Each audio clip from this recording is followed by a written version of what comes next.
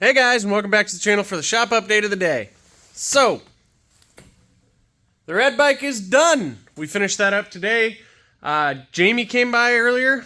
Y'all may remember Jamie, Mopar Busa. He come by and dropped off old Suki. So we got Suki back over here. I tucked her back over here so she don't get ding-dented, bumped around. She is here to get set up a little better for roll racing. So I'm going to put smaller sprocket on the back, bigger sprocket on the front. Raise it up a touch, cut the fender so we can lower the front so you can strap it. And then this girl is getting cams.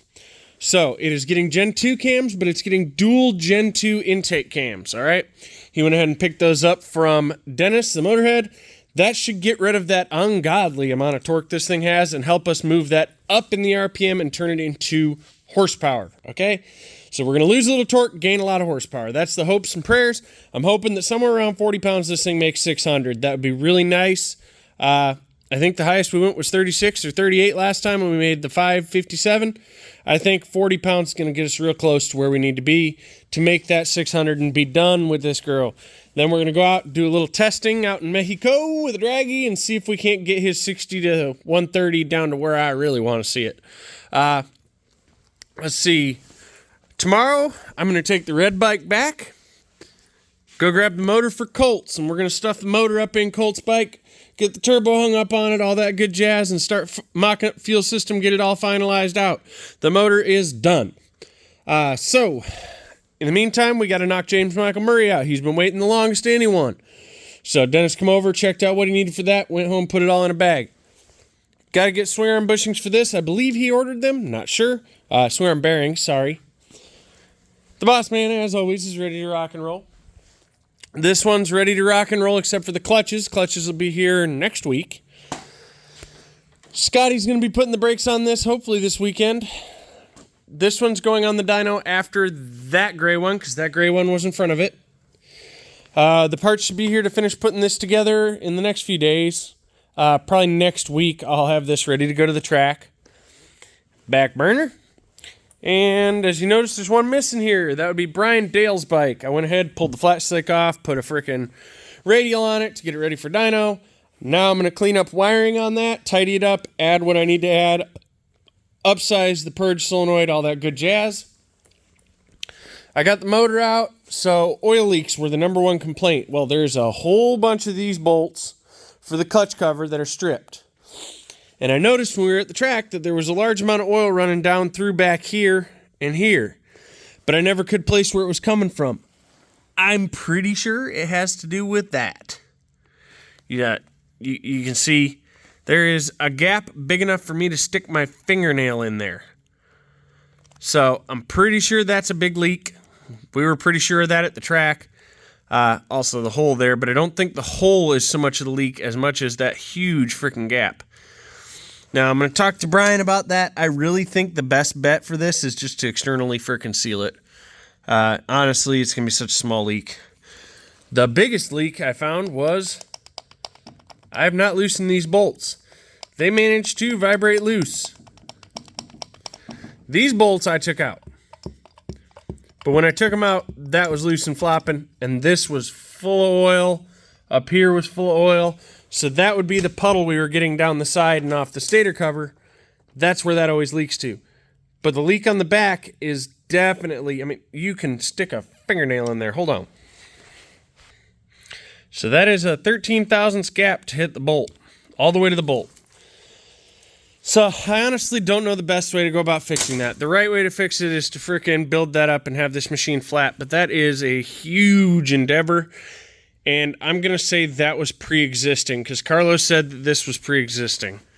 Carlo don't lie. So, probably going to thunk on that a little bit. I'm going to chat with him. I think the best route to fix this is going to be not the way I'd like to, but the way that's going to work is probably going to be to clean it excellently and JB weld over the outside. I really honestly think that's going to be the best fix. I will touch base with Carlo as well on that.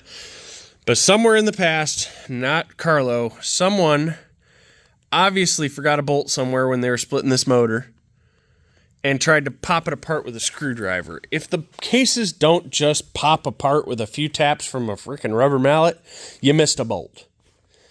Just future reference thing. But the bulk of the oil, you can even see there's still oil up here. The bulk of the oil leaks were up here. Oh, there's also a large amount of porosity there where this case has been welded. Well, that's going to be an inherent leak with nothing we can do about it as well. So this motor has previously hucked a rod through it. Nothing I can do about that either except for clean it up and JB weld over the porosity and hope. Or grind it all out and re-weld it, which I don't think he wants to take the time it's going to take me to tear this thing all the way down to cases and re-weld it. So I'll address that with him as well. But I do think this was the large oil leak, and the fact that there's only 5 of the bolts on this clutch cover that actually torque down anymore says that that was probably a leak as well. So the other issue is this thing didn't quite make the power we were expecting.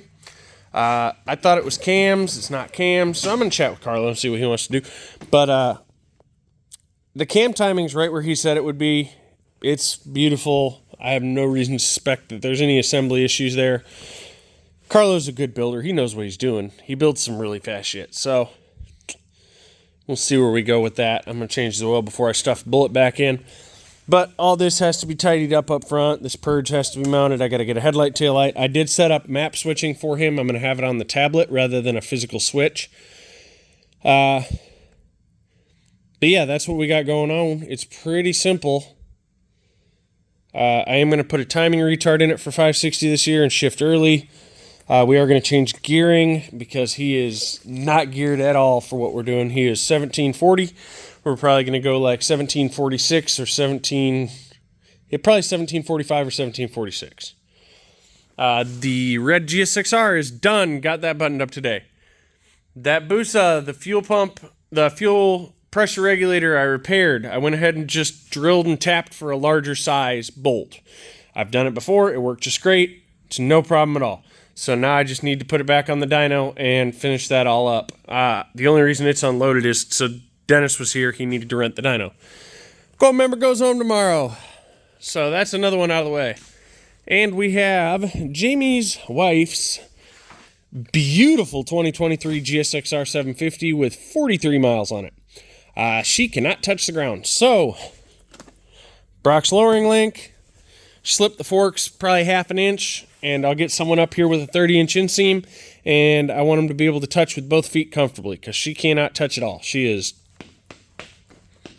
dancing trying to walk on that thing. So, we'll get her slammed down low enough that she can at least touch. Worst case scenario, we'll get a strap for the front, because we cannot slide those forks very far. So I'll chat with Jamie about that, see if he wants to strap the front. I really don't like doing that, but it is an option. It is available. So that's what I got going on. I need to catch up on some sleep. So I'm going to head to the house because, well, I'm waiting on Carlo anyway on that. And that one's ready to go. Really short of jumping on the dyno, which is going to be the next big chunk, is to jump on dyno for a lot of stuff. I'm pretty well stopped up. And I don't dyno this late at night. So probably tomorrow. Dennis is coming up here. He's going to street ride this red bike a little bit. Just in the local streets, side streets here. We can't go out on the highway. It's too much loose shit. Just won't work without bodywork. And then that can go home. He has one little oil leak to fix. It's not a big deal. It just needs some sealant put on a NPT fitting. And then that can go home hopefully this weekend. Cross our fingers. Let's see. I think that's all we got going on. I do believe. So yeah, tomorrow I'll come in, put that girl back up on the dyno, start working through it again, make sure it's all still good because the fuel pressure moved and it doesn't have fuel pressure tracking in the ECU, so now it's all over the place. But it's not a big deal. Fortunately, it still caught it. But yeah, that's got to get back on the dyno and get ironed out. And hopefully these two go home tomorrow. Anyway, I'm rambling. Later, guys.